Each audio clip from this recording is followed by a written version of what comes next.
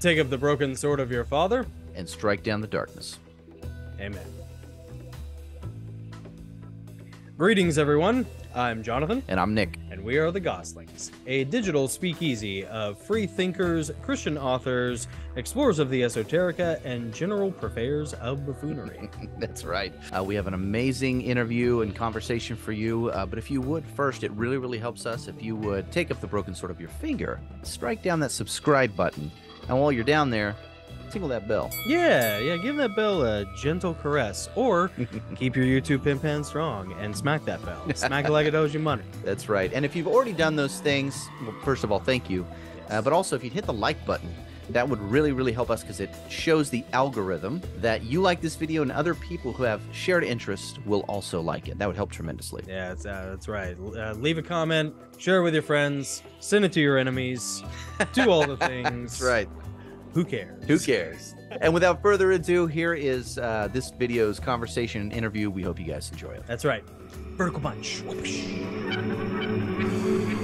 Your YouTube feed is crap.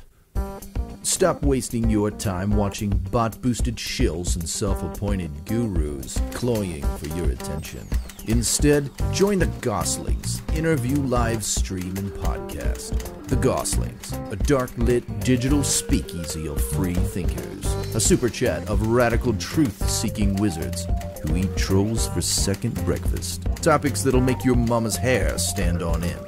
Ideas that'll make your pastor's knees knock. Guests that will illuminate the hidden chambers of your mind. And interviews that strike down the darkness. Welcome to the Gosslings.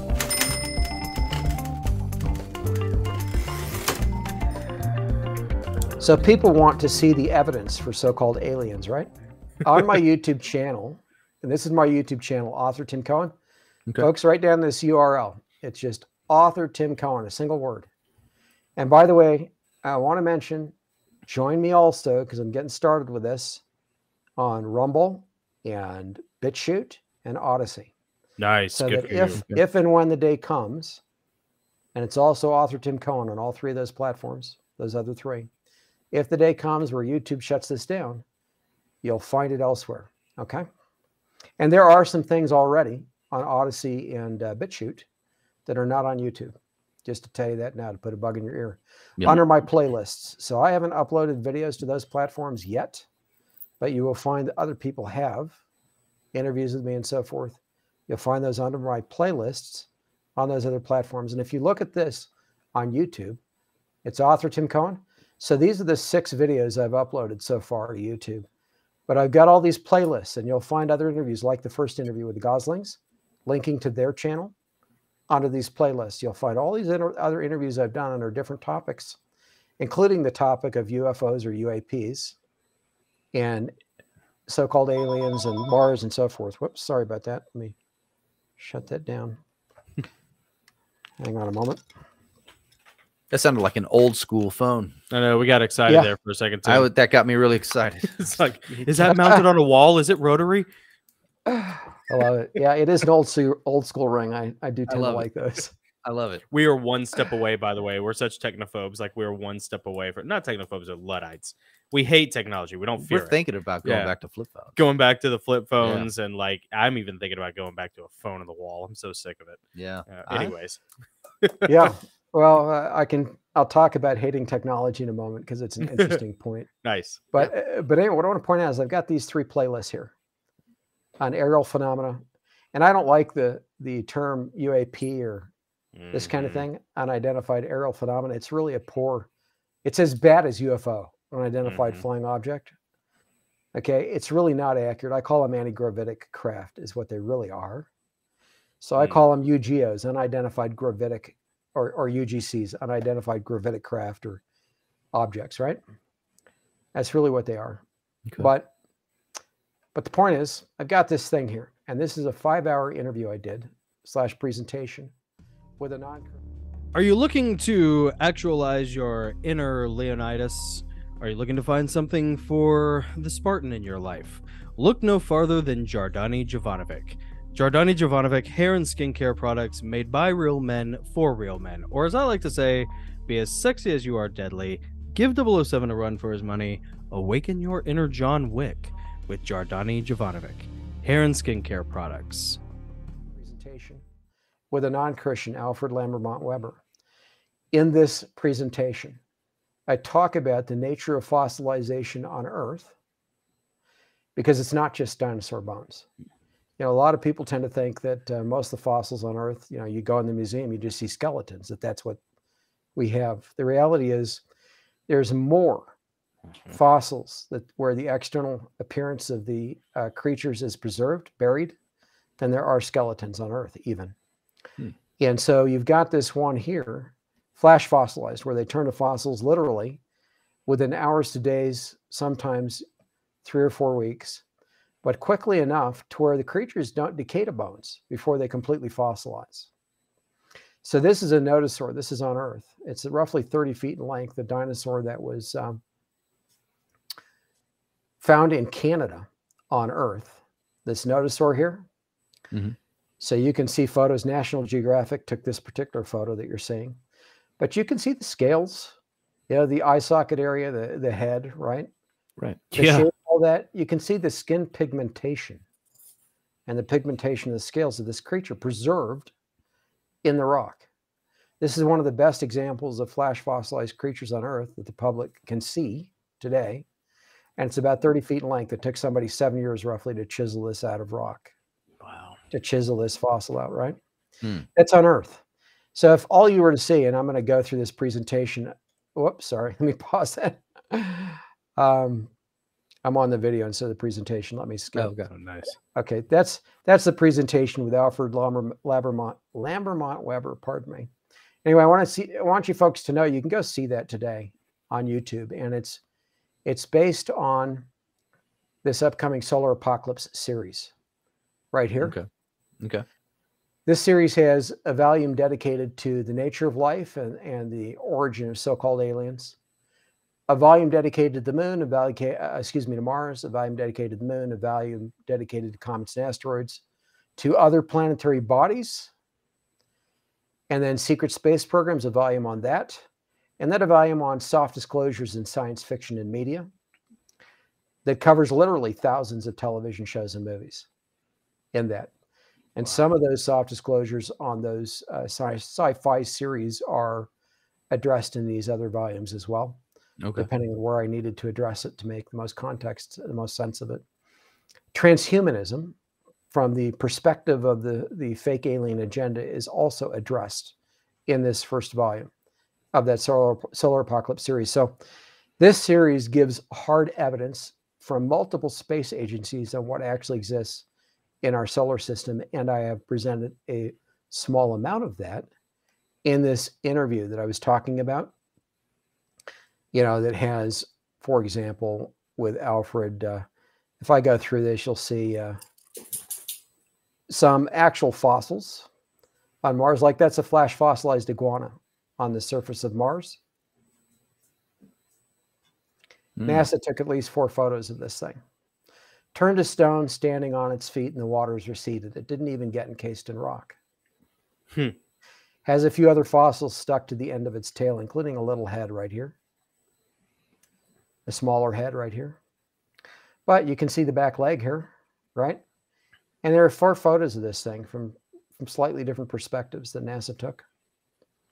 So in other words, Mars is literally covered with flash fossilized fossils like that nodosaur that I showed you on Earth that are partially or fully exposed, and you don't even have to dig them out. In other words, and the way that the fossilization occurs, you need a certain combination of chemicals in the water, and it requires water, liquid water. You need a certain temperature range, and you need a lot of the right bacteria. So a thriving bacterial ecosystem. And then the bacteria go in with those chemicals and quickly decay and fossilize, well, not decay, but penetrate and fossilize, turn to stone, the entire body, you know, while it's decaying. And if they do it quickly enough, the body is preserved. In fact, in something like this that you're looking at, the organs would be preserved inside, and so would the cell structures. Because it fossilized so quickly. Okay. I'm showing this one because anybody can go find this on the internet. You can just Google Mars iguana and you'll pull up these photos. From NASA. Interesting. If you look long enough, you'll find the actual links to NASA. You can download them directly from NASA. Oh, wow. Okay. Okay. Yeah, that's cool. And you can see what rover took the photos, etc. All right. So I'm going to come back and walk through some of this. But my point is, I did some of this with Alfred. That's a flash fossilized creature on Mars that's got a humanoid head, but it's got wings, apparently folded on the back, and a folded leg, insectoid leg right here with the shoulder. So I'll show you all some of that in the presentation, but I just want people to say, they can go up to YouTube and they can watch that today. It's 5 hours long. Don't skip around. On my YouTube channel, you'll see presentations on Charles as the Antichrist, including the one with you all on your channel. Awesome. So I've linked to it. Nice. Thanks. That's There this we one are. right, Awesome. right here. Okay. And there are a lot of others that people can go see. And then when you put whatever portion of this you put up on YouTube, I'll share that one as well Awesome. from your channel. But Man, thank you. you bet. Yeah, thank you. And so I want people to see, this is where you can go, prophecyhouse.com, to see all my books, all my DVD and CD sets. I'll have about 40 books in the next 2 to 3 years coming out. And among those will be 3 multi-volume series, none of which are published yet, but they're all coming. All of those things are not coming suddenly. They've been worked on, most of them, for more than a decade each. Like this book, North Korea, Iran, and the Coming World War, that's published. It was published in 2018. I started it in 2007. So it took 11 years to get out. Yep. This one, by the way, mentions the war in Ukraine. Hmm. It was published in 2018, though. Mhm. Years before the war started. Yeah. This one mentions the war between Russia and Ukraine in it. Nice. And it was Interesting. published in 2018. Yeah. And it mentions the other things that are coming. So that haven't happened yet. So those are near future. And we just want people to see, you can order the second edition, the new one of the Antichrist and a Cup of Tea today.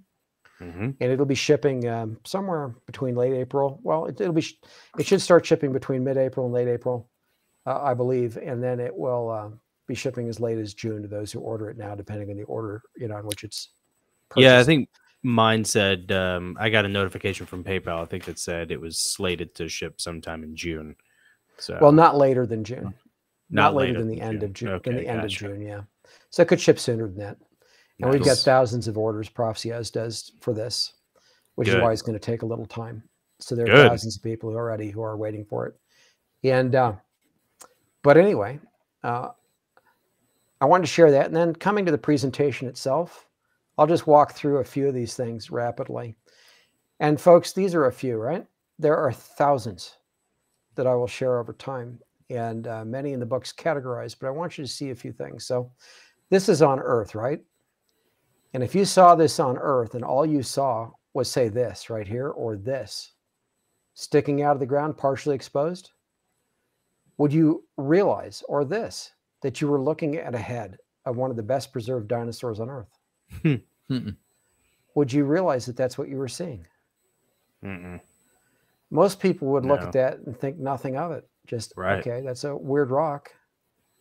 Maybe a volcano spewed it out and splattered like that on the ground. They might think, right? Even though Yeah. there's the mouth crease right here, and the shape, the V shape of a hose, of a head with a potential nose area, right? Mm-hmm. Yeah. They wouldn't realize if they looked a little closer or dug it out, they'd see this and, all of this going Yeah. back for about 30 feet, right? Man. Okay. So it's easy to miss these things if you think that fossils are just bones. All right. Yeah. So what does this look like to you? You can see the rover here. One of the rovers. This is a NASA Yeah. rover. What does that look like to you? I don't know. Here it is in large. What's it look like? In color. Yeah, it looks like a backpack almost. It looks like a structure or Petrified- something. Petrified wood. Yeah. Okay. Do you see the grains of the wood here going parallel here? Oh yeah. Underneath? Okay. The crack in the wood, the end of Yeah. it shaped like petrified wood, like a broken piece of Wow. wood that's petrified over time and decayed a little Mhm. bit. You see this stuff on top of it? Yeah. That's lichen. That's lichen. No kidding. Mm. Wow. Lichen is complex biology. It's more complex than bacteria. Mm-hmm. Lichen is symbiotic life between fungus and bacteria. Mm-hmm. It's complex biology. On Mars, Yeah. the rover drove right up to it and photographed it up close. NASA's no known one's about this talking all about this time, and they don't talk about it. Yeah. But the photos are available from NASA. If that's the only thing we had, that proves past life on Mars. Yeah. And lichen is closer to animal life than plant life, by the way. And is that lichen fossilized as well? Is that no, it's not. It's alive. That's alive. So can lichen, stupid question, as someone with a 6th grade education and a really enthusiastic love for all things God's creations, can that exist without an atmosphere then? As a matter of fact, yes. Okay. And so can some algae. And really, there's all kinds of algae and lichen on Mars' surface, and there's also mushrooms. Fungus growing on Mars, and NASA's photographed some actual mushroom-like structures. No kidding. Wow. And lied to the public about it. And I'll be sharing those photos. Hey everyone, I'm Jonathan Goss with the Gosslings. Give your inner Christian warrior something to really gravitate towards and feed upon with Heavenly Realms, a series of 7 novels about angelic warfare written by me, yours truly. It is masculine, warrior-based fiction that is biblically based, but is extremely gratifying for the warrior in all of you. It is available on Amazon in paperback, ebook, and audiobook. If you like it, leave a review. If you want signed copies, you can always email us at thegoslingsgroup@gmail.com, and I would really love to hear from you. Again, Heavenly Realms by Jonathan Goss, available on Amazon. Check it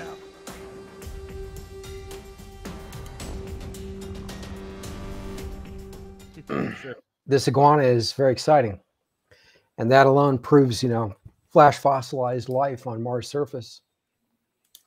So I do go into the science, the chemistry, and so forth on Mars' surface with all of this in the volume on Mars and the Solar Apocalypse series. I'm very, very thorough. But point is, Mars' surface has all the necessary chemistry and bacterial activity to do flash fossilization like this in the past before, as Mars was damaged and its atmosphere was damaged so that the remaining water froze largely on the surface of Mars. But Mars had a liquid water, had a lot of liquid water on it, and it was more salty than Earth's oceans today. But all the chemistry and bacterial activity necessary to flash fossilized creatures, literally standing in water, was on Mars. And so you see a lot of things like this on Mars' surface that NASA has photographed that they're not talking about publicly. This is one others have seen. So I mentioned people can go Google this and see it right now today. I have an awful lot that I've found that nobody else knows about, and that they're not able to show, that I do show. So I gave some presentations back in 2016, again in 2018, again in 2019. This is one from 2019 and 2018, where I began to share some things publicly.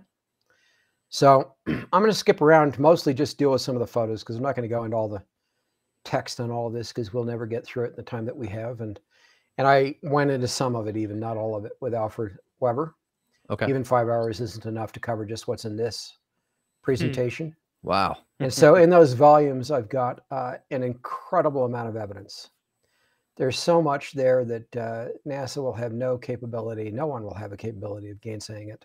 And this is an example right here. I tried to talk with Alfred about some of this, and I was getting myself a little confused on the order of the slides. But notice what you see here. You wouldn't recognize this right here necessarily from rocks if this is all you could see, right? Mm-hmm.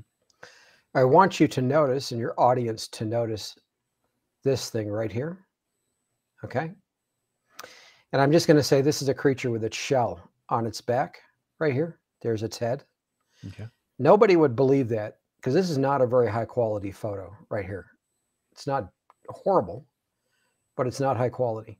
If this is the only thing I could show you, I'd say, well, that's weird. It's probably a fossil, and that's as far as I would go with it. personally.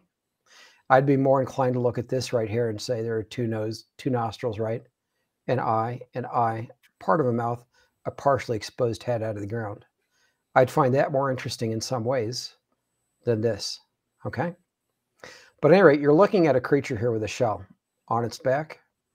We don't know if it's fossilized. We don't know if these are other heads stuck to it, whatever. It's a weird looking thing, okay? Mm-hmm. You can't make a dissertation out of just this.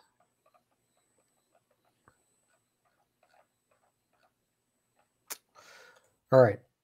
This is a series of photos taken back to back by a rover by NASA. And here's the creature I was just showing you behind the rock. Do you see it right here? Yeah.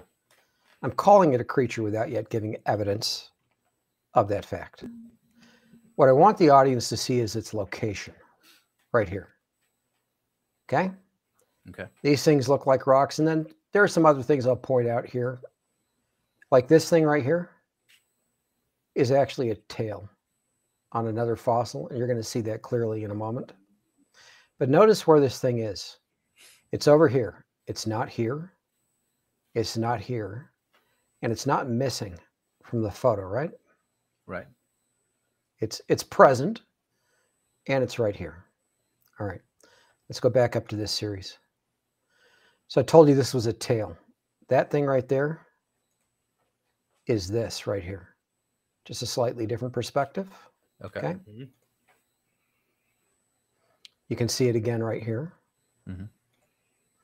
There's a better view of it. You can see the shape of the tail right there. Hmm. It goes in here, right? Yeah.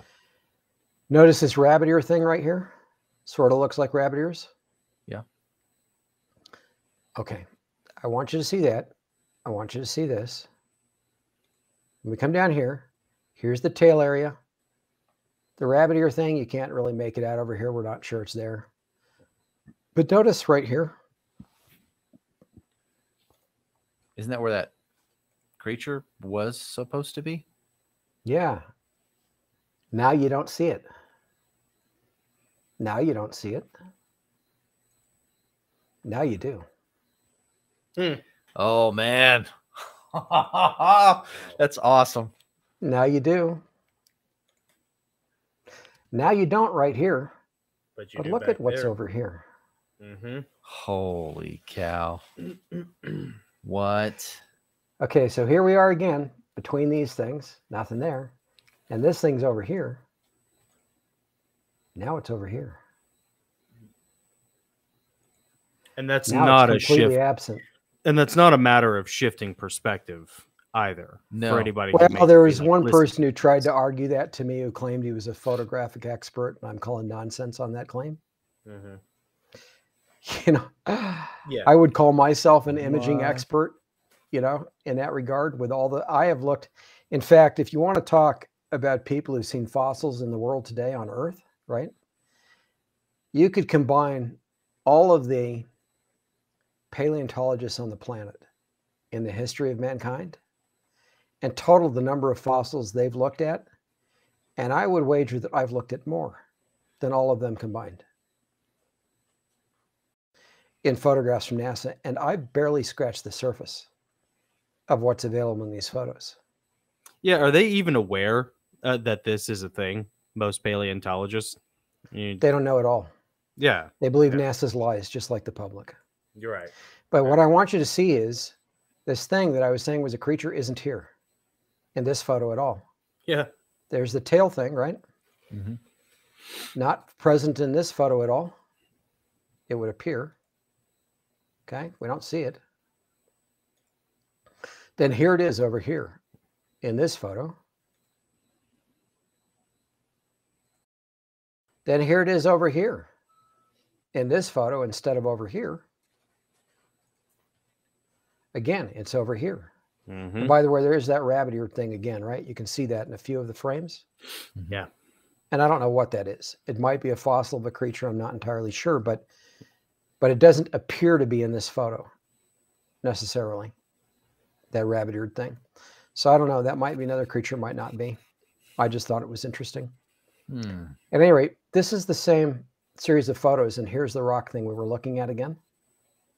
Okay, this thing over here, and you can see the part of the rover, right? Mm-hmm. This thing over here is this area right here. Okay, so it's another photo in the sequence. You got all these photos with nothing right here. And then you got at least 2 or 3 photos with this thing right here in the middle, right? Mm-hmm. Then you got a couple of photos with it over here, at least 2, and not over here. And then you got a photo with it nowhere. I mean, this is a sequence of photos taken by the same rover back to back. Is that proof of life? I think it is. Yeah. So, and to play, well, not to play devil's advocate, but to help give an opportunity to verify some things that I'm sure people will ask about this if they haven't already. Timestamps on these pictures, and also I'm sure you've gone through and vetted them to make sure that they, you know, haven't been photoshopped or altered in any way. Well, they're directly from NASA. Yeah. So if anybody's tampered with them, it's NASA. And why would NASA show moving creature, you know, or something like that, in a series of photos while not publicly admitting to such things? Yeah. Yeah. No one's ever, this is never wound up on CNN or Fox News. And you know, if NASA wanted to do that, why would they choose such a lousy looking creature? I mean, it's not obvious when that's the only thing you're seeing. That's a creature, right? That's a blow up of the same thing right here. If you zoom in, you enlarge it, that's how it looks. You know, you could take that as a mouth, and that as a nose, and that as an eye, with this as a head, ostensibly, right? And this is a shell. This is a shadow right here behind the shell. So it is actually casting a shadow, like this is right here. Actually kind of looks like a Skeksis from Dark Crystal. Well, that's what I was thinking. And like I say that in like partial jest, but like truly, Tim, you know, when you start laying this stuff out, all of those like wild fantasy things, you know, Lucasfilm and Jim Henson and all this wild stuff, it makes you think like maybe it's not so wild. Maybe they knew something that we don't, and maybe they're telegraphing. You know? Well, that is the point of covering all those science fiction movies and television shows. Right. In one of those volumes on the solar apocalypse, there's a great deal of revelation in those science fiction series where they're telling you something that's true mixed with a bunch of lies and building a story around it. Yeah, Babylon. So I'm actually 5, quoting John the true. Carter, I'm quoting Mars. the true things. I'm quoting what's true and what are the soft disclosures. Right. Out of those, but notice here, there's no shadow for that creature. Yeah. I pointed out the creature itself was casting a shadow. The shadow is also gone. Okay. But the point is, this appears to be evidence of a thing moving between frames. And there's not enough wind. NASA will not say that there's enough wind pressure to move anything, you know, except very light dust on Mars, because of the thinness of the atmosphere, ostensibly, right? Even in an atmosphere as thick as Earth's, you'd have to have a significant amount of wind to be blowing something this size between these places, you know, in and out of the frames. But there isn't wind like that. There's not enough pressure, not enough density of the atmosphere on Mars to do this, according to NASA. Wow. Okay, you couldn't even move a piece of paper, a light piece of paper between here and here with the supposed wind density on Mars. In a high strength, you know, a high speed wind on Mars wouldn't be able to move a piece of paper from here to here, probably. Let alone something like this, if you believe what NASA is claiming about the density of Mars' atmosphere. So, so what do you is think that proof of life? Yeah, I think it is. What do you think? What do you think the ecology is really like on Mars? So I'm going to come back to that, but I pointed out lichen on Mars' surface, right? And I mentioned algae. Do you know what primary food sources for reptiles and insects on Earth are, and some birds? No. Algae, lichen. Algae and lichen. There you go. The very things that are all over Mars' surface. Yeah. Interesting. You know, for insects and reptiles and some birds, I meant to say, on Earth. A lot of people don't know that that's a primary food source for quite a few. So I'll come to this next. I looked at this for a long time, not realizing, what it was, trying to understand it. This thing here. And what I finally realized is that this is a beak. And that's a row of teeth between the upper and lower beaks. And this is the colored striation across the beak. And this is a wing. You can see that. And this is probably partially exposed claws. There could be rock from this, but I think it's partially exposed claws off the wingtip. This is the head of a pterosaur, or a pterodactyl-like creature, photographed by the rover. And the rover's off over here. It's not that far away. I think that head is about the size of the rover. And the rover is about the size of a car. And that thing is sticking out of the side of a hill on Mars. Yeah. Fossilized where it died in place.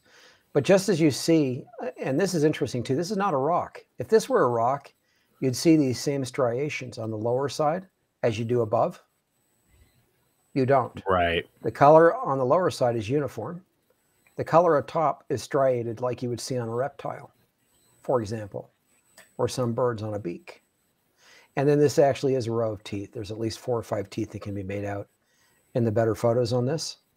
And I'm going to show you, I think I've got clearer examples in this, but the point is some of the secret space program people, the most popular ones, and I've got separate stuff on them on my YouTube channel, including an interview with one of them who's now deceased, William White Crow. He died after I gave the interview with him, or after he gave the interview to me. But I did about 10 hours of interviews with each of them, and then a final wrap-up interview with those who had some credibility. William White Crow was one who I did a wrap-up interview with, and I shared the half-hour wrap-up interview with him on my YouTube channel. He and another fellow were talking about dive bombing pterodactyls on Mars, claiming to have encountered them. Well, I have photos of the heads of pterosaurs and pterodactyls on Mars, and this is one of them. Man. Okay, so this is an unaltered photo that NASA took. I'm not saying where it is. I will in the book so people can go independently verify it. On this photo, there's all kinds of fossils, like these here. These are actually fossils. This is a fossilized head. This is another fossilized head right here. Another fossilized head sticking through the surface. This is a completely exposed creature on its left side. This is an unedited photo, so there's no adjustment to this at all. This is as NASA released it, okay? Other than being enlarged. This is another head right here. You'll notice the colors are preserved, like that nodosaur on Earth. Mm-hmm. Usually on Mars, you just see heads. Most of the time, partially exposed heads, and that's because when Mars experienced the cataclysm it did right before Noah's flood on Earth, and I haven't gone into that, how it happened on Mars in this conversation today so far, but I did in that 5-hour interview / presentation with Alfred that's on my YouTube channel that people can see. But this thing back here is a rectilinear box-like structure. And in the best photos, there's actually an X that you can see on it right here. Okay. But this is an unnatural structure, and it's a box of some sort behind this thing, sticking out of the surface. And so in these photos, particularly on Mars, in that solar apocalypse series, I actually show some artificial structures partially exposed on Mars' surface. Some are better than this, that are very obvious. So that we know there was intelligent life on Mars in the past. I also show humanoid skeletons and things like that on Mars' surface. Yeah. But this is an insectoid creature. You can make out and I'll show an enlargement of it here. So I put a copyright across this. This is a little brightness and contrast adjustment, same thing. What you have here is a folded leg with an ornate joint right here. There are beads going around the joint in a circular pattern. So you have radial symmetry right here on the shoulder. It's folded right here. So here's the fold, the joint. So part of the leg is buried right there. What appears to be folded wings right here, it has a rectangular ear. So not rounded, but rectangular ear. Has eyelids much like ours when the eye is closed. A very ornate bridge for the nose, Across its forehead is a bony structure that looks a lot like a crown. Yep. Here's the same thing again. And these are not the best photos, by the way. This is what I was willing to share publicly, before I produce the books. I don't want NASA going and trying to find this thing and removing it. So people are going to be able to download this directly from NASA. I'm giving them the ability to do that. That's in cool. the book. So anyway, this is a bony structure across the forehead that looks a lot like a crown. But notice the mouth. It's got a stunning mouth. The mouth is amphibious, like a frog almost, right here. And instead of exposed teeth, it literally has these parallel horizontal striations on both lips, upper and lower. And right here, it's actually eating something.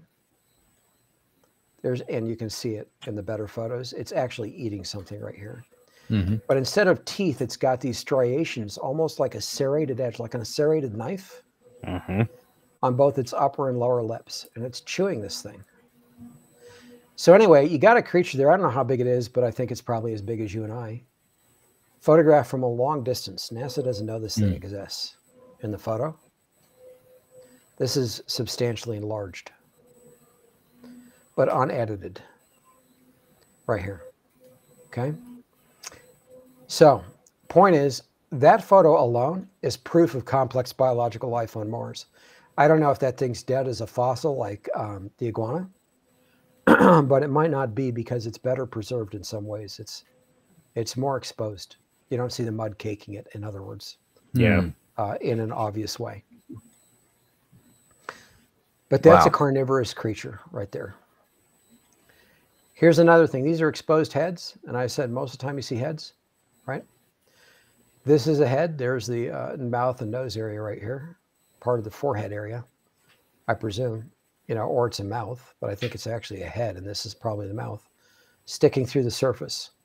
Unnatural structure. You'll see these parallel lines here. If you look closely at this,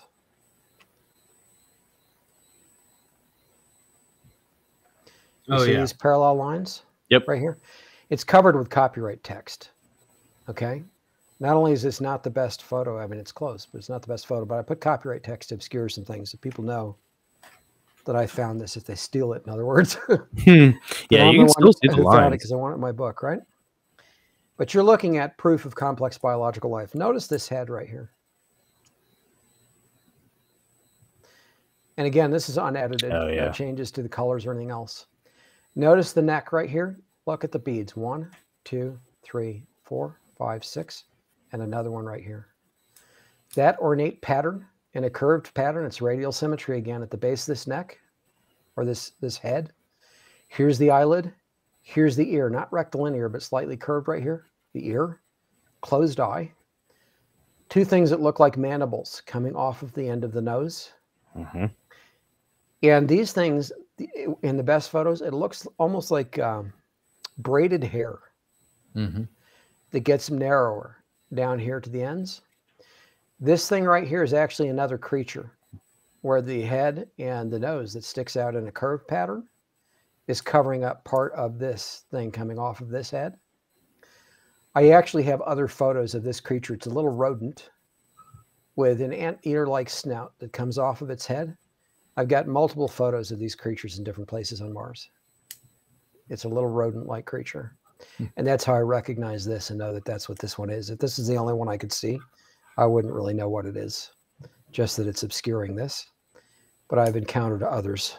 So point is, this head alone can't form in nature. It's not a natural thing. It's not a rock. And not with this ornate thing around the base of the head right here. Let alone the mandible thing, right? Okay. It's very bizarre, yeah. That's not the best photo of it, okay? That's straight from NASA. Okay, this is a reptile chomping down on the head of another reptile. Two heads right here. That's part of the neck. A head biting down on another head. Unedited. Whoops. Unedited. Probably a fossil. Not sure. This is a creature right here with ostensible wings, kind of like a bat hanging down off of the legs. Snout coming off. I'll show you an enlargement of that here in a moment. This is unedited. Okay, these are the colors from NASA. Notice this thing right here. These things are staring at each other across a short valley right here. Do you see the eye right here? Mm-hmm. That's a reddish eye, just like you'd see on some reptiles on Earth. This is the head of a dinosaur sticking out from behind a hill. Yeah, it almost looks like a gargoyle. Staring at this. Mm-hmm. Yeah, well, it's a dinosaur's head. Here's where the color is slightly adjusted of the same head. You see the patterning here? Yep. Parallel lines right here to each other, right? Perpendicular to this surface from which it's sticking out. Mm-hmm. The eye area, and then the nose area, something hanging off the end of the nose/mouth, and then the head going up in a curvature right here. Okay? This thing has more fossils up top, and I'll show you that. So this is a larger view of it. Here are fossils encrusted in rock. So here's a mouth of a fossil right here, ostensibly the eye area. Paleontologists on Earth, if you go and look at the things that they find laying on Earth's surface that they take photographs of, that major news publications put out as we found this or that fossil, here's a photo of it, you know, on Earth's surface, where they have to go dig it out. Most of them, like most, are inferior to what you see right here. Mm-hmm. Wow. And yet they are recognized as complex biological fossils on Earth. Yeah. This is vastly superior. This is like that nodosaur without having to dig it out. Right here. With the color of the eye and the edge around the eye. Preserve the black line around the eye. You know. Wow. And this is the unedited thing. It's a little dark, you know, as NASA released it. Okay. Here's a creature with a folded leg. Yep. And an angular kind of a head, almost a dog-like creature. Another leg right here. You look at something like that, it's casting a shadow beneath it. Here's a head popped out of the soil. If that's all you could see, you wouldn't know it was a head, but it is. Two eyes, mouth, kind of like a head popped out of the soil, looking straight at this thing. Both ostensibly dead, fossilized where they were, okay, when the disaster struck. But the fossilization is so complete that even weak structures like this leg are preserved. Another creature, photographed from a long distance, very scaly kind of back. And you wouldn't know it was a creature from this unless you saw the head right here. And this is quite enlarged. This is photographed from a long distance away. But it's almost got a humanoid head, and there's no editing to this at all. You can see the different color of the face. The nose area, the eye area, right? The mouth area. I mean, a crawling humanoid after a meal, that's just me every night, Tim. That's it's me after tacos. Come on. Okay. Yeah. So I think this one is pretty great right here. Yeah. Because of the bent leg. All right. Yeah. Yeah. But I have better, and I share some better ones on my YouTube channel, and there'll be better ones in the books. This one right here is absolutely staggering, and I'll tell you why in a moment. This is a creature that one of the so-called Secret Space Program adherents described to me in the 10 hours of interviews I did with him. Described it in some detail. He called it a truck-sized locust that was carnivorous. That's how he described it. And claimed to have been told about them on Mars, and basically said if you encounter one, just, you know, sit down where you are. It's going to kill you and eat you. It's too fast. Okay. He described this to me, and he's now almost blind. He's never seen this photo. Oh, wow. He described it to me in about 10 hours of interviews, not knowing anything about me at all, other than that I was an author, and he agreed to be interviewed by me because he was asked by somebody to allow him to allow me to interview him. Somebody knew. So I asked a bunch of questions to him, the same ones I asked others, and then determined based on that who was credible and who wasn't, based on my knowledge of what's actually on Mars and the photos I have to prove it. And he was able to describe this to me without knowing this photo exists. Wow. So it's got a mantid-like head. These are the two eyes right here. The nose area, the mouth, right here. And I've got better photos of this. So again, it's something I'm not sharing publicly yet. But this is and this is good enough. You don't need a better photo than this. Any paleontologist worth his salt would look at this and immediately recognize an insectoid creature that's quite large. You do not need better photos than this if you're worth your salt as a paleontologist, or for that matter, as an entomologist, particularly, an insect scientist, an entomologist. Mm-hmm. At any rate, this is a humanoid skull right here, Oh, yeah. between its front legs, right here, beneath its head. So here's the same thing, just different. And these are automatic enhancements. This is not manually done. Okay. Okay. This is unedited. This is an enhancement, just a color filter to try to clarify things. But you can see the parallel lines, they go together around the eye area, down to the mouth, the jaw area, the humanoid head. But notice the legs on this thing. This is complex geometry. You get angles right here, right? And a segmented leg. So here's one leg, goes down like this, multiple segments. There's the shoulder, at least 3 segments on this leg. This is the other leg on the other side right here, the inside, the interior portion of the other leg like this. Here you get an oval-like structure that's pointed on the ends in a segmented leg. Here's the shoulder on that one, 2 segments at least on this leg. Here's the back leg. Again, an oval-like structure on the back leg, partially obscured by this one. There's the shoulder on the back leg, 6 legs on this insectoid-like creature. A wing-like appendage going in a V shape right here on top. A segmented body like you'd see on a locust. This is the bottom of the locust-like structure. And then the back area, right? With the wing-like structure atop. It's a fossil. It's dead. Wow. Okay. But it's a truck-sized locust-like creature with 6 legs and a mantid-like head, which this person described to me. Clearly carnivorous because it's got a humanoid skull partially exposed between its legs right here. And it's in the midst of a bunch of other fossils like it. That's a huge insect of some sort. A hybrid. A chimera on Mars. All right, so those are a few things I shared with Alfred. There's more, and I'll show you guys some more in a minute. In fact, I'll show you some more now before I come back to this next thing. Let me. Yeah, let's do 1 or 2 more of these because I know we're getting a little pressed for time, and we still have to get to a Patreon question. All right. Because I want to see 1 or 2 more of these that you have, and then sort of recap. So here's a head with eyes and an exposed tongue in its mouth right here. These are the same image, just different enlargements that I did so I had them ready to go to put in a book later. Here's an open mouth with teeth like a shark. Upper and lower rows. Exposed. Weird. Like you'd see on a dinosaur. So this is an open mouth, partially exposed head with the teeth. Mm-hmm. Lots of open mouths on Mars. Some with better tongues than this, some with better teeth than this. This is a bizarre fossil on Mars. Let me show you this one. You see this thing right here? Yeah, yeah. Not a rock. Notice this pattern right here Mm-hmm. on the end. I have multiple ones like it. This is a head right here, popped through the surface. There's the mouth, the eye area. Not a great one, but I recognize it as a head because I've seen so many of them. Let me show you some good ones. Here's a creature. Its external colors preserved, like that nodosaur. Mm-hmm. Popped up through the surface, resting on a rock.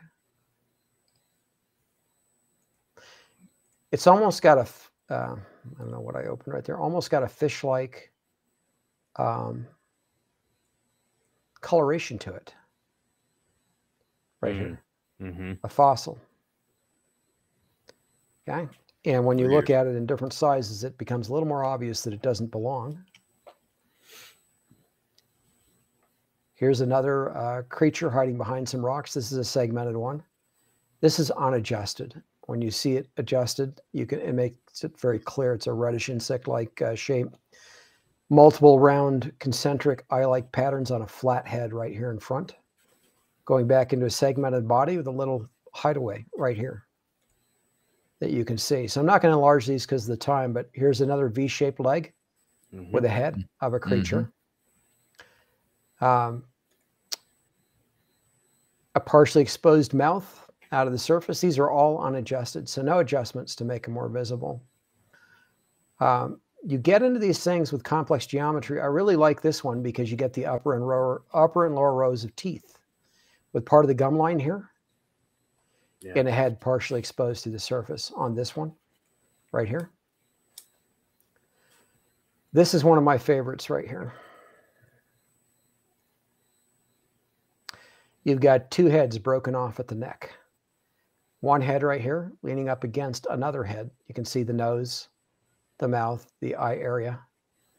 Both broken off at the neck, fossilized near the rover. So if you, that's unadjusted, by the way. If I do an automatic adjustment, makes it a little more obvious. Weird. Okay.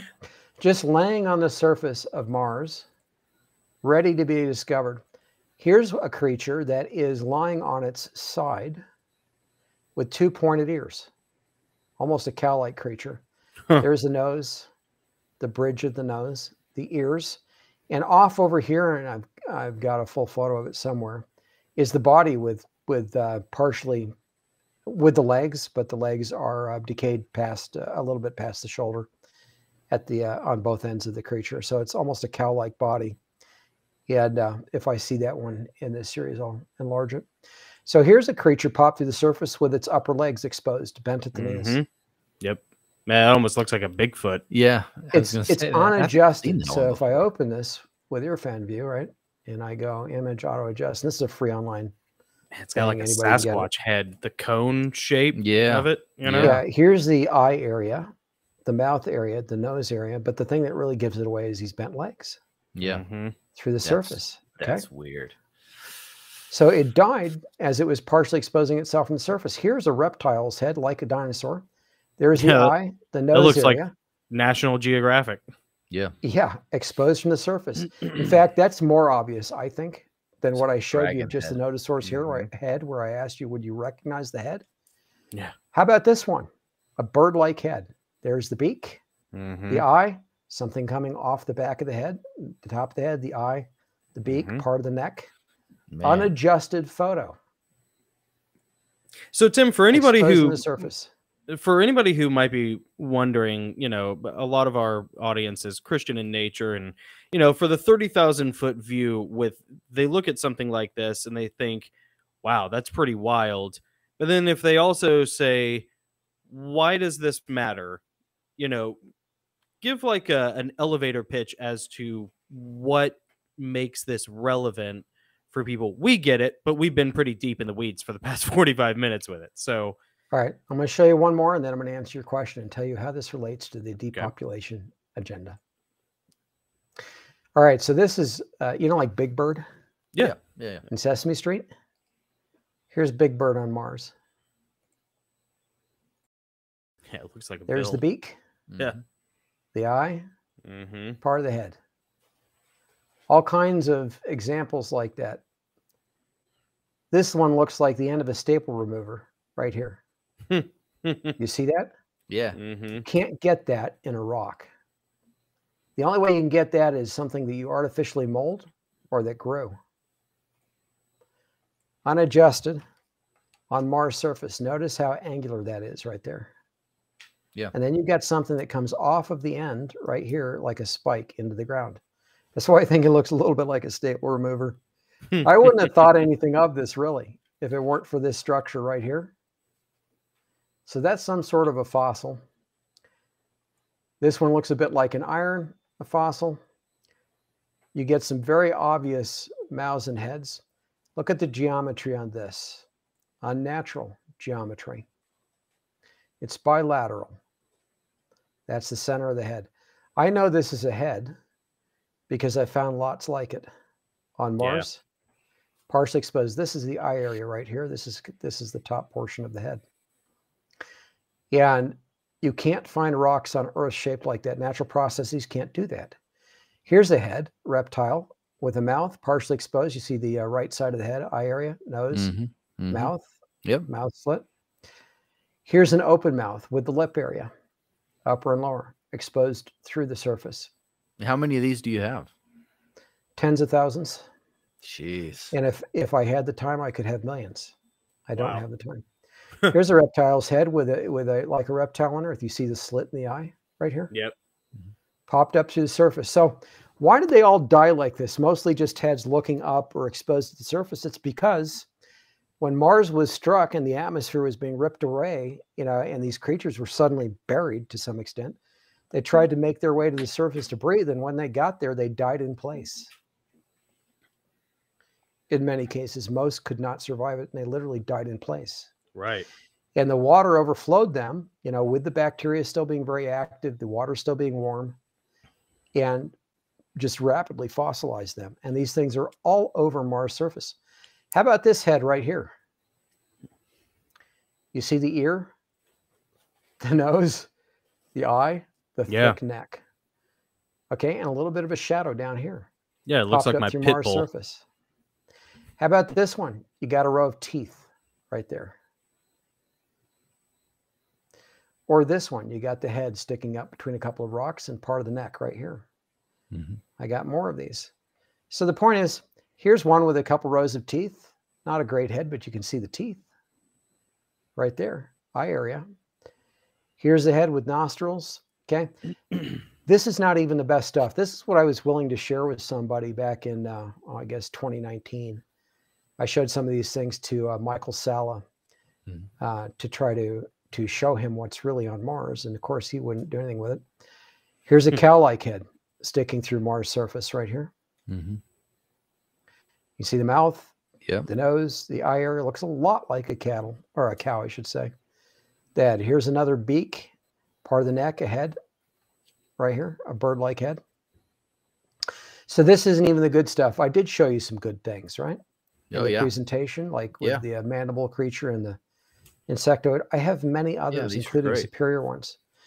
This one here looks a bit like a Sesame Street creature too. You see the nostrils right here? Yeah. The eyes, the nostrils. This is the head right here. And that's unadjusted. If I adjust it, even more obvious in some ways, right? Colors preserved on the outside. So I have fully exposed dinosaurs on Mars' surface besides these things. Here's another one where you see the colors preserved. Some of them are very colorful, some aren't. Here's the mouth, the nose area, the eye area. If all you could see this is this, you wouldn't know for sure it wasn't some blob of rocks, right? But this is a fairly decayed creature, except you can see the colors, and that's what so fascinated me about it, is the preservation of the colors. Others where you get this striation, like I described on the top of the beak of that creature, where you get very different colors between one side and the other. Usually, it's a horizontal difference rather than a vertical one. Sometimes it's vertical. Yeah, you have so many of these, Tim, and I apologize. We're pressed for time. We got about 5 minutes left. So, and we need to get to our, we need to get to our other Patreon question. So all this stuff is going to be available in your Solar Apocalypse series that's coming out, in 60 words or less. Why should Christians care about what they're seeing here? We get it. We've been deep in the weeds. Tell people just real quick why this matters, and then we'll got to get to our Patreon question. All right. So the Nephilim, human angel hybrids, who were produced following the fall of Adam and Eve, were busy seeding these creatures, which are hybrids, like the dinosaurs on Earth, the dangerous ones, all over the solar system. They seeded dinosaurs. They seeded complex biological insectoids like that dump truck-sized or truck-sized locust. They put them all over the solar system. And these other worlds were becoming densely populated. They were spoiled, in other words, for mankind. And in the meantime, they were spoiling Earth with these dangerous dinosaurs, not the creatures God intended to be here, in other words. God didn't make, I don't believe, T-Rex type creatures and Velociraptor type creatures to go and consume mankind off the surface of the Earth. Paleontologists, for example, biologists today, they know that these creatures like T-Rex, Velociraptor appear to be mixtures of birds and reptiles. They appear to have biological features of both. So they've actually been trying to reverse engineer those creatures today. Literally, they're already trying to do this to reproduce dinosaurs like what we see in the fossil record through genetic engineering, through hybridization programs, to try to violate God's laws God's rules about not crossing species, if you will, to produce unnatural hybrids. Well, turns out the Nephilim succeeded with that under the fallen angels, and they spread them all over the solar system. They spread them to Earth before the flood. I believe this is part of what made Earth full of violence, but it also endangered humanity on Earth. It wasn't just the evil, in other words, of mankind that filled the Earth with violence so that God repented of what he had made. So the point is, our solar system was originally intended so humanity could expand into it in the future with these other habitable worlds.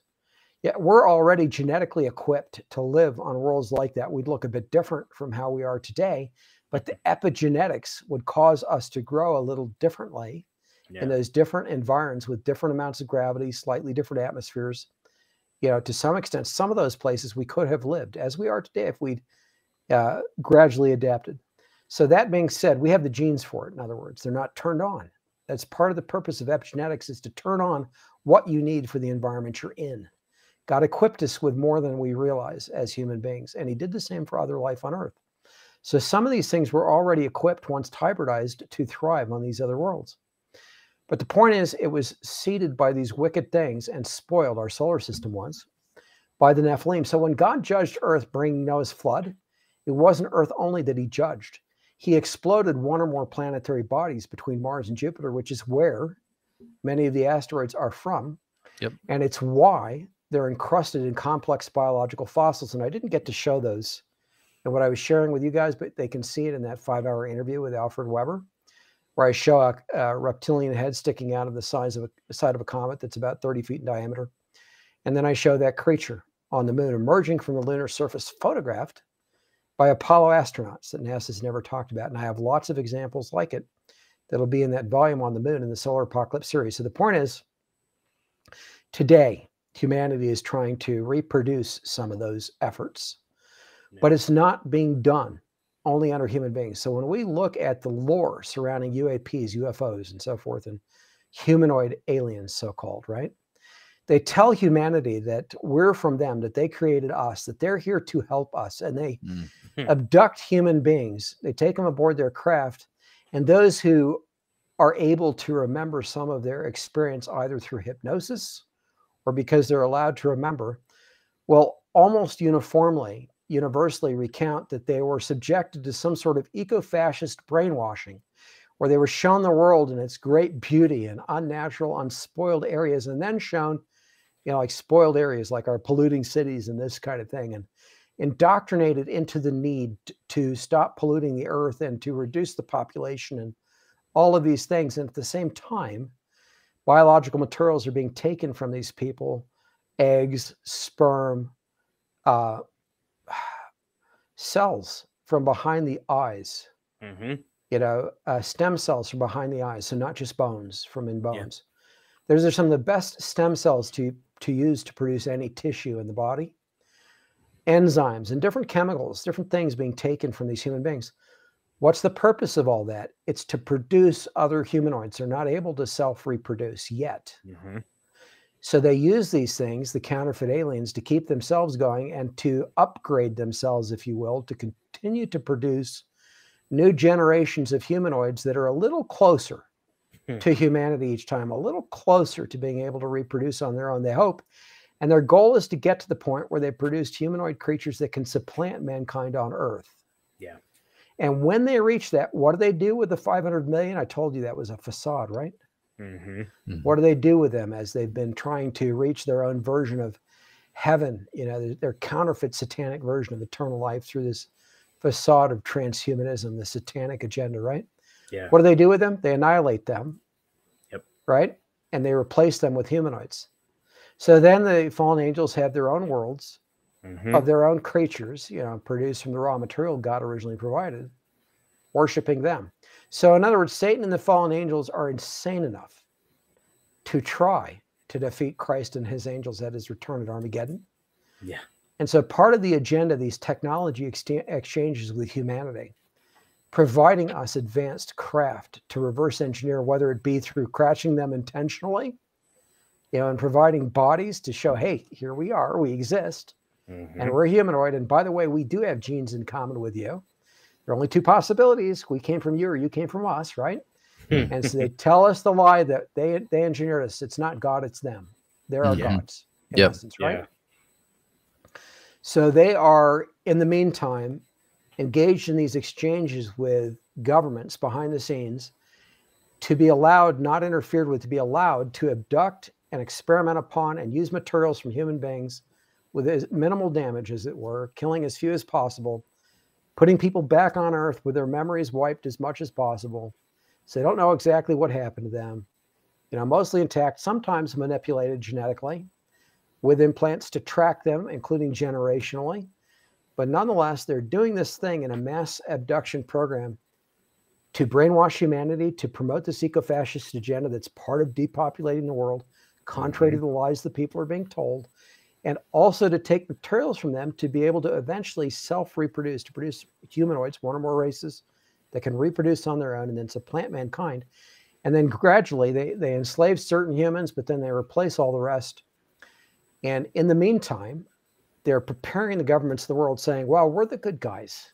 We're giving you technology. We've so modified ourselves, so evolved over time. We're either future humanity, that's one claim they make, come back in time to fix things, to acquire things, to fix themselves, to keep going, or to help us not make the mistakes they made, or they're aliens from elsewhere. They've so degraded themselves, they need biological material from life on Earth to fix themselves, make a new version of themselves, and then keep going after that. And so you let us do this, you let us do these programs, we'll give you technology in exchange. We're being friendly to you. We could wipe you out if we wanted to, but we're not doing that.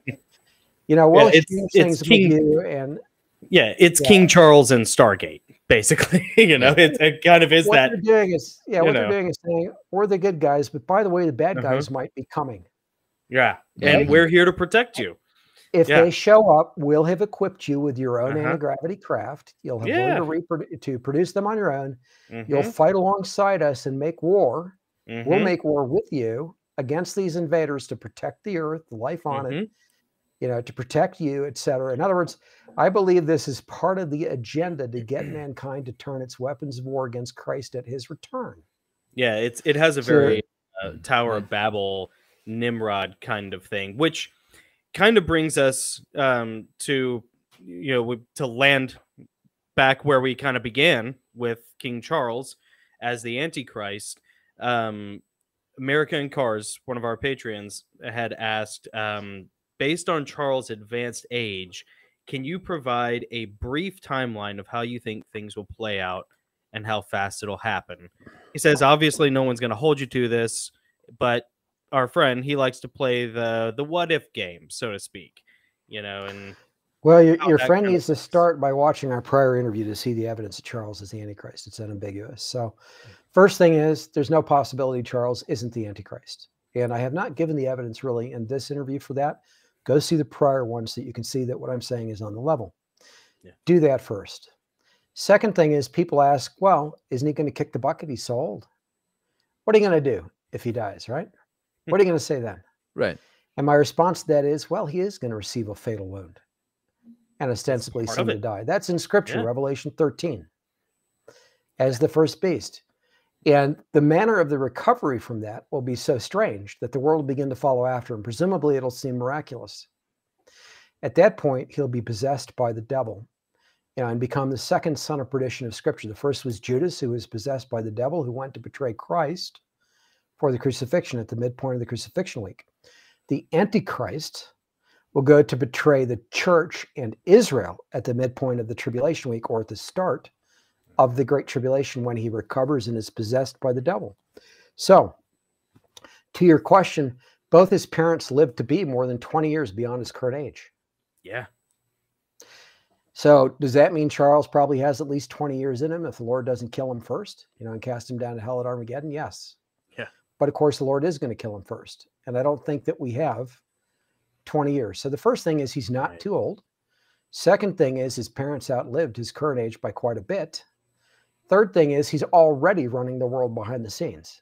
As I talk about in our prior interview and in some others, he's in control. He's already over the WHO. He's already over the WEF. He's already over the UN behind the scenes. He's over the whole global eco-fascist agenda. He's over the entire false Mideast peace process, which he personally initiated in 1987. So the people who are over the quartet are under him as his subjects. Even George Soros, the person who runs Soros's agendas, who runs Soros's businesses, his efforts to undermine societies, is a British subject of Charles. Oh, that's right. Yeah. Okay, we can go right down the line. It all sits under Charles. Yeah. So, having said that, timeline. First thing we're looking for is the covenant of Daniel 9:27. I had thought the Great Reset could be that because most of the world has signed on to it. It's under Charles. The Great Reset is. It's his agenda. If that were true, we'd have World War III breaking out already.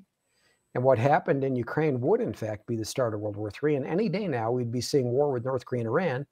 And I'd be surprised those wars haven't already started. Mm-hmm. So for those reasons, I don't think we're already in the tribulation week. I think that covenant is yet to come, probably. We'll see. That's the first point. Second point is things that we'll see before we get to the Great Tribulation are the outbreak of World War III. North Korea and Iran are key to that.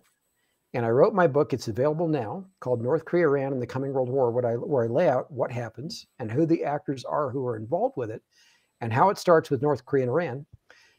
And of course, that turns into World War III very quickly. So that's all in that book. And there's a counterpart series coming to that called Israel, quote unquote, Peace and the Coming World War. The Great Tribulation is near. So one is Asian-centric, more or less, and European-centric, and the other is more Mideast-centric. And the latter, that Israel, quote unquote, Peace in the Coming World War, is a multi-volume series that should come out hopefully this year, but it'll be retitled when it comes out. So there's that. Okay. After those wars occur, we see global famine. So all the things that we've talked about that lead to the collapse of the food production systems and global mass starvation, we've only seen a tiny bit of it so far. Yeah. What's coming, and people can see enough to see where it's going if they're thinking individuals and they listen to what I already shared in this program and understand that what the green agenda is about is not saving the climate, it's about killing humanity. Yeah. If they understand that, then they look at what's actually happening, everything will make sense. And it can happen quite quickly. So, I mean, really, really fast. It can happen really, really quickly. Yeah. So that being said, we'll see the things that are under the third seal, which include famine, and other things happening. And that'll be under it's roughly a seal per year. So roughly the third year of the tribulation week. By the time we get to the fourth horseman, the fourth year, and Charles is the fourth horseman. So let me share my screen one more time here. Can you see my screen or no? No. I'm doing it wrong. Okay, sorry. I did the wrong button. Here we go. And there we go. Okay. So this unicorn on his heraldic achievement, his coat of arms, is actually pale green gray. It's not gray. It's not ashen per se. Yep. It's actually got a greenish hue. And in the printed cover of the book, you can't easily see that if you can see it at all, because the CMYK colors used for printing book covers ordinarily cuts that part of the color spectrum out. Yeah. So you don't see it. But in an RGB image of this coat of arms, this heraldic achievement, you can see it very clearly. It's the color of rotting human flesh. Yep. I point that out because the fourth horseman, the horse that he rides, and this unicorn is part horse. It's got goat's feet and so on. The body is that of a horse.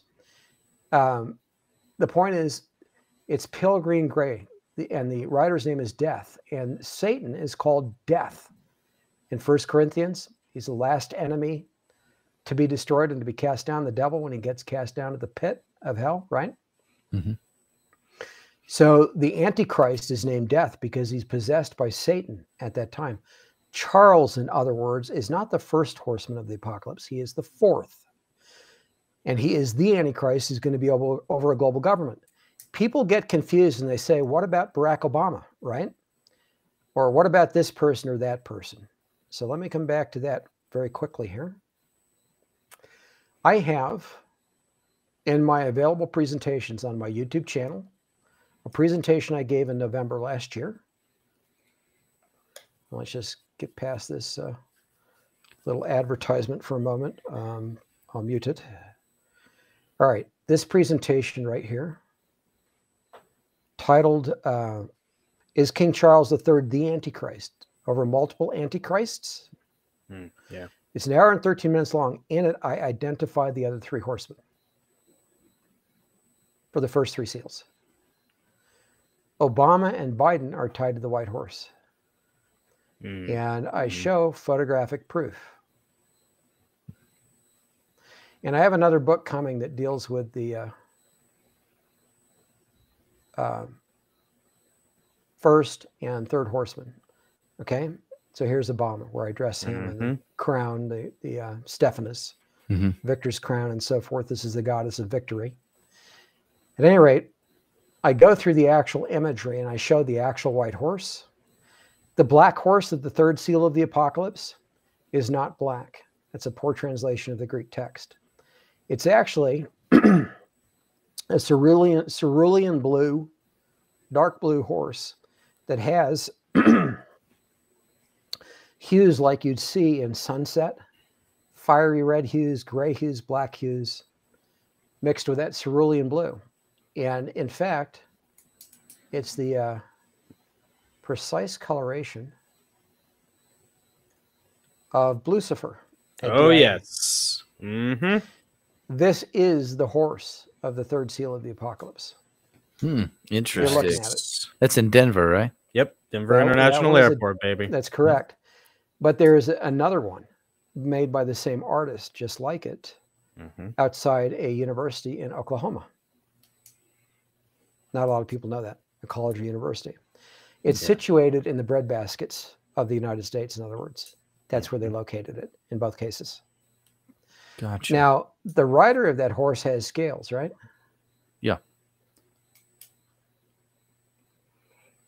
The rider of that horse is Anubis. And by the way, I presented this in 2010 for the first time publicly. So I've known for more than a decade about this. And at Denver International Airport, there was a point where they put this huge statue of Anubis. Oh, yeah. As if it had dismounted from Lucifer. And they literally moved Anubis over time from here to be peering into one of the wings, the glass pane, like a story or two up at passengers, as if Anubis had dismounted Lucifer to go look through the window. Yeah. Weird. Yeah, I remember that. Weird. So they directly associated Anubis with that horse. And About that. okay, so there are a lot of connections between Hitler and the Third Reich and Obama and Biden. This is actually what Hitler used during World War II. The Democratic Party for the DNC in 2008 reproduced this in the center of Invesco Field with a white horse overlooking it for Obama and Biden. Oh, yeah. So it's a thematic thing. It is. Yeah. So here it is in Invesco Field. Obama and Biden speaking here. They had the eagles behind them on the top of the U.S. flagpole. But overlooking this, and I've got other photos in this presentation so people can go see it. Overlooking this is the white horse, the Mustang. This is the mascot of the Denver Broncos. Yeah. It's viewed as a white Arabian horse or as a Mustang, and its name is Thunder. That's the name of the mascot. And they have an actual white Arabian horse or Mustang that they parade on the field before the games, named Thunder. And now it's Thunder 1, Thunder 2. This thing is the horses have died over the years. They keep replacing it, right? But the point is, Rahm Emanuel's name, his name Emmanuel, or Ram, pardon me, means thunder. And Barack's name means lightning, lightning and thunder for Barack Obama. Under this white horse, Obama given the victor's crown, even though he didn't deserve it, including the Nobel Peace Prize, which has the same symbol. Okay, people have looked at that crown in the first seal since coronavirus and tried to take that coronavirus and say Corona crown. So the first seal is about the virus, as they think, right? What they don't understand is that the particular crown there for the first horseman in Revelation chapter 6 is not corona, it's Stephanos. It's a completely different kind of crown. Yep. It's a victor's wreath, like what was won in the games in ancient Rome, ancient Greece, but also like a crown of thorns. And Obama was shown atop a white horse in artwork in 2008 in relation to his run for president. He was shown atop a white horse wearing a Stephanos and also wearing at times a crown of thorns. And so you have, in other words, associated with this event, lightning, thunder, the white horse, the victor's crown, and other things that I go into in this presentation. And the point is, Obama wanted a third term, right? Can't legally have one in the United States. So he's on record on camera stating that he would be a president having a third term through a puppet. He'd be the puppet master behind the scenes. Yeah, we're living it. Yep. If he could. We're living it. Biden is that person, and Obama's the one actually running the show, Obama and his people behind the scenes currently. So right Him now, and Big Mike. so long as Biden is in office, we could see this begin to take place. In other words, the fulfillment of the events under the first seal. And that's the point I'm driving at. So you asked for the events that are coming. We've got the things to come with the first seal, the things to come with the second, global war, World War III, the thing to come with the third, global famine. We've seen, I'll say, foreshadowings of it at this point. All of those things, we're seeing foreshadowings in the last couple of years, but we're getting closer and closer, like birth pangs. Yeah. Right? When they get closer and closer together till the time comes to the birth. And then we reach the Great Tribulation and what happens through the next 3.5 years. And then finally, at the end of the Great Tribulation, the actual birth, if you will, typologically. So Charles is the fourth horseman, but, pardon me, I do go into the other three, and I have a separate book coming on the first and the third that covers way more than I can go into in this presentation. Well, But I tell this you will what, give people a lot. Tim, we got to get you back. I'm so sorry. We are way over time. Yeah, sorry. We should have actually like been airing the previous interview from last week, like 15 minutes ago. But dude, this has been amazing. You have given us so much information. You have shown us so many amazing things. I tell you, we really would love to get you back in early May after the coronation, if you are available, because we would be Charles so was honored. coronated on the 6th. Yeah, May 7th is a Sunday. May 7th, the next day is a Sunday. I don't know if you're available. You may already be tied up that day, but yeah, we're gonna be watching the coronation. I think he chose May 6th to mock me. Did he? Yeah. Okay. And I won't go into why, but I'm quite Is that serious. your when I say birthday? that. Is that your That's not a birthday? joke. Oh, you I'm should. not saying. Okay. I think he chose that to mock me, but other people think it's because they can associate it with 666, right? Oh, sure. So yeah. 5, 6, 23.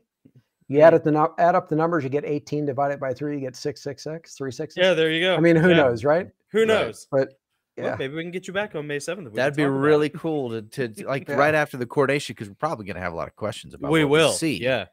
That'd be cool. Right. Something to think about, buddy. Okay, share my my website with people, please. Yes, so that they can we will. get the materials and YouTube channel, all that, so they can go see more, and of course your stuff, so I can link it. prophecyhouse.com. Tim Cohen, author of The AntiChrist and a Cup of Tea, as well as North Korea, Iran, and the Coming World War, Behold a Red Horse, and also the Solar Apocalypse series, which is coming out. Check out your channel. And 37 other books. Yeah, and 37 other things. 2 other multi-volume series and other books. There's a book on the Exodus coming that identifies all of the ancient major Egyptian participants in ancient Israel's history. There are some books not mentioned, so just rapidly, A Last Days Polemic, a book on the Mark of the Beast, a book on the depopulation, transhumanist, and enslavement agenda. Nice. Some unenumerated volumes on the apocalypse. I got a whole book coming on the X-Files series, for example. Good. That really explains it, because that confuses a lot of people, that series, but it's part of the solar apocalypse series. So some books like that, unenumerated volumes coming. Then, like I said, 3 multi-volume series, the Messiah History and the Tribulation Period series. But anyway, people can order the second edition, the Antichrist Cup of Tea now. We'll soon ship. I invite people, if they want to help put these books like the Antichrist and the Cup of Tea into the hands of pastors and church leaders throughout the world at no charge, come along with the money. I know there are Christians out there who have it. Yeah. And we'll do it at no charge Absolutely. to all the pastors in the world. That's I awesome. invite people to contact That is Prophecy House awesome. and me to do that. Yes. So So- you heard it here first, folks. For all the other people who are making those comments, email him, Yep. and he will Yep. hook your pastor up. Tim Cohen, be well, and thank you again. Yeah. Thank you. God bless. All Thank you, right. Tim. See you, buddy. See you later. Bye. All right. Hey guys, if you're enjoying this conversation, you like this interview, and you want to hear some more of it, including some down and dirty stuff we're not allowed to say here on YouTube, head on over to patreon.com/the Gosslings, sign up for one of our tiers, and enjoy some exclusive content That's right. And remember, keep it cool. And these are interviews. that strike down the darkness. That's right, baby. A vertical punch.